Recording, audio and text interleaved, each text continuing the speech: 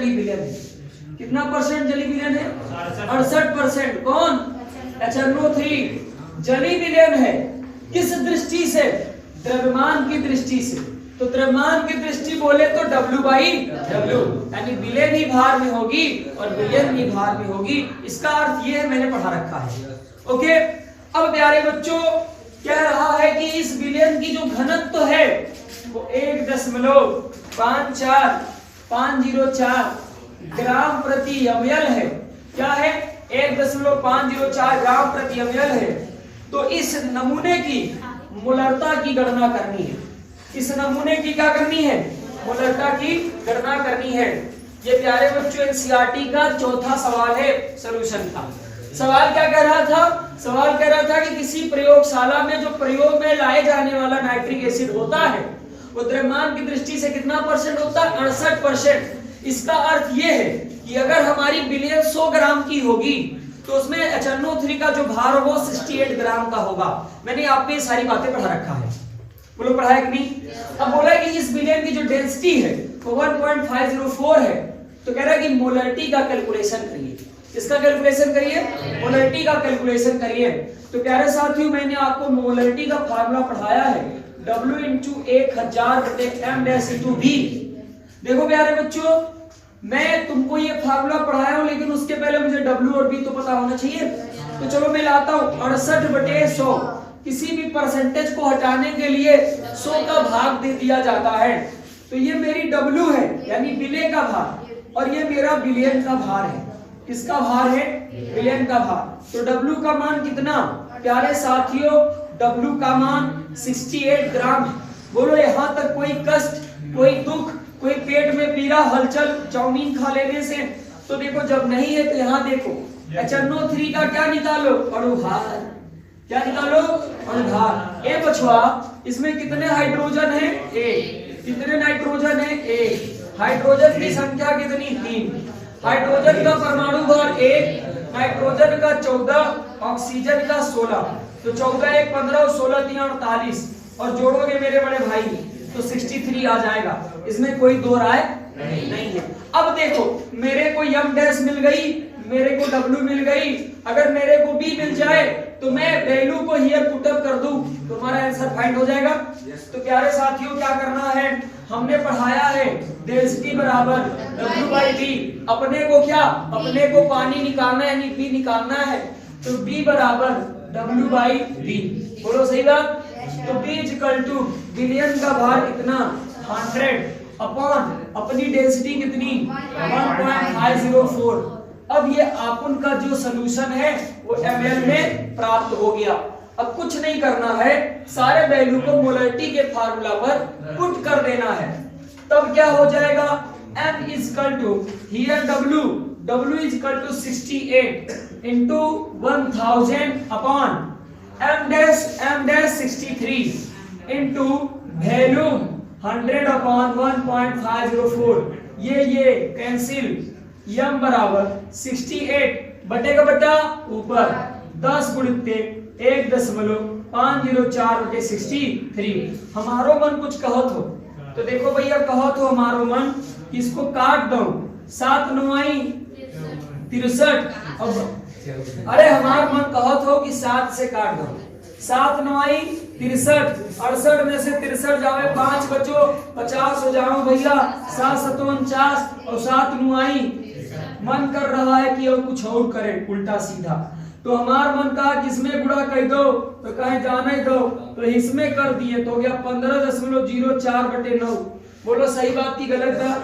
अब हमार दिल कुछ और कहत हो तो कि एक छोड़ के 15 लगाए के झोंकी झोंका कह दे।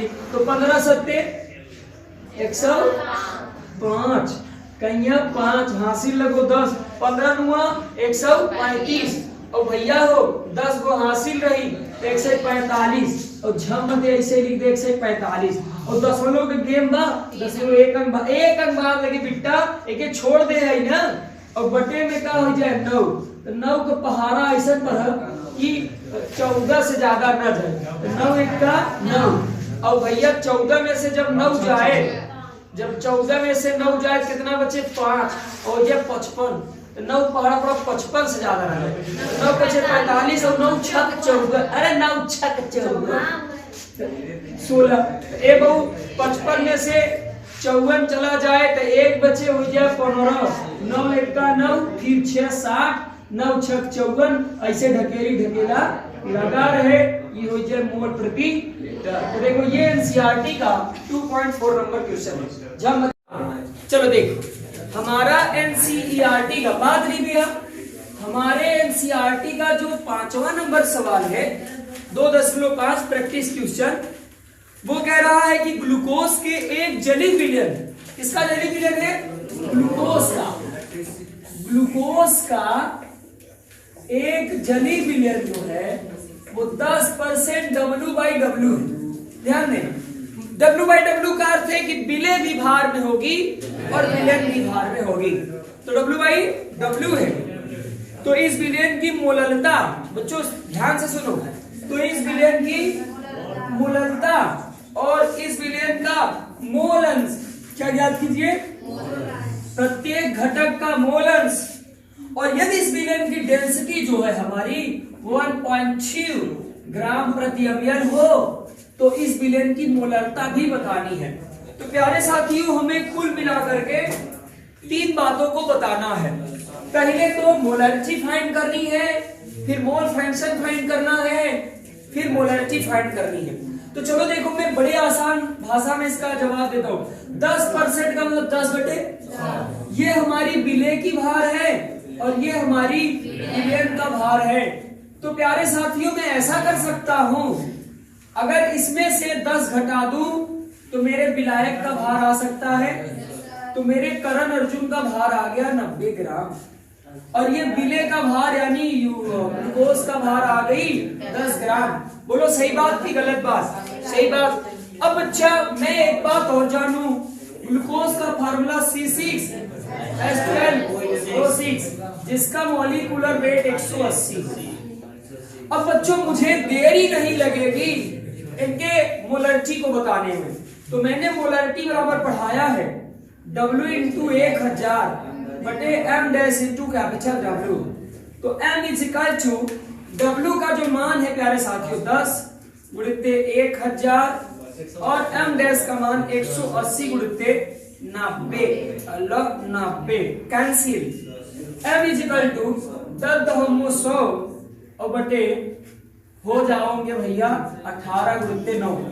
तो हमारो मन कहो कि काट दो 18 पंचो 90, 18 पंचो 90, 5.55 और 5.55 में 9 के भाग।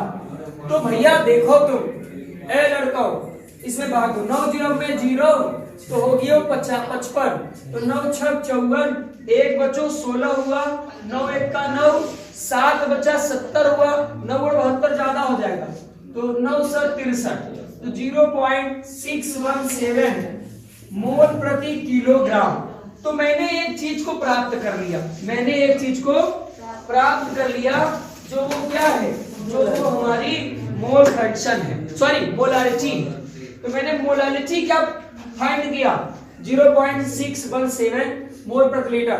देखो हम एक चीज और बड़े आसानी से फाइंड कर सकते हैं प्यारे साथियों, विलयन का भार कितना है 100 ग्राम।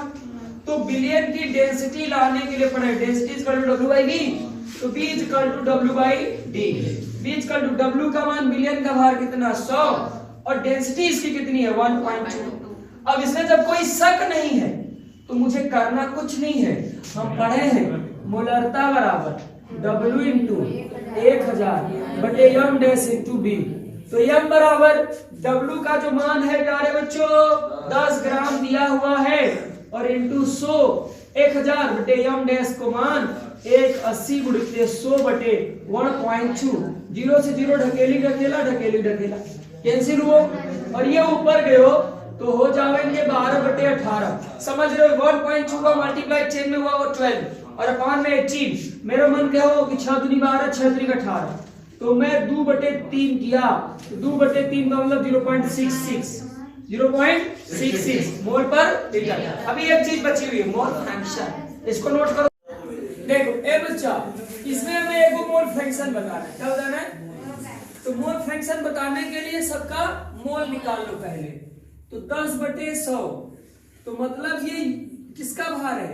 ये हमारे ग्लूकोज का भार है, ये हमारे ग्लूकोज का भार है और ये हमारे विलेन का भार है। कोई डाउट है? अभी देखने का, अगर मेरे को जल का भार लाना है तो 100 में से 10 घटा दे, तो 100 - 10 बराबर 90 ग्राम। बोलो कोई शक है क्या? जब कोई शक नहीं है तो लिखो ग्लूकोज के मोलों की संख्या, ग्लूकोज के मोलों की संख्या बराबर भार बटे ग्लूकोज का भार 10 बटे और भार 180। 0 से 0 ढकेला 18 जीरो में 0 10 लगाया 10 हुआ, छोटा हो गया, फिर जीरो में 0 100 हो गया, 18 × 5 = 90, 18 × 5 = 90। ऐसे पंचू याद रहे तो हमसे कोई मतलब चल रहा। तो लिखो जल के मोलों की संख्या बराबर भार बटे और भार हमारी 90 और भार हमारा 18 पंचो 90, कितना मोल? 5 मोल। अगर मेरे को ग्लूकोज का मोल अंश लाना है, किसका मोल अंश? ग्लूकोज का मोल अंश लाना है तो ग्लूकोज के मोलों की संख्या ऊपर और बटे विलयन के मोलों की, तो ग्लूकोज के मोलों की संख्या 0.055 और बटे 5 + 0.5। ए बचवा लोग 0.55 बटे 5.055, ये किसका मोल अंश आ गया? ग्लूकोज का। अब लिखने का, जल का मोल अंश बराबर, ए बच्ची, जल का मोल अंश बराबर जल के मोलों की संख्या ऊपर बटे विलयन के मोलों की संख्या। ए बच्चा, तो ये हुआ आपका सही जवाब।